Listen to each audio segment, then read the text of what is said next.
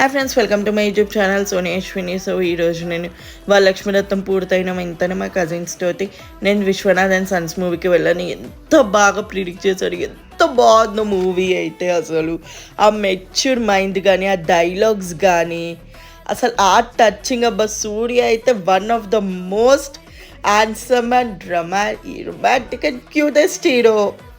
అసలు ఇచ్చేవాడేసాడు విశ్వనాథన్ సంస్థలో. మమతా బేజు క్యారెక్టర్ అయితే అసలు చైల్డిష్కే ప్లస్ పాయింట్తో క్యూట్నెస్ తోటి ఆడుతూ పాడుతూ బంధాలు విడిపోయేది మాటలతో, యుద్ధంతో కాదు.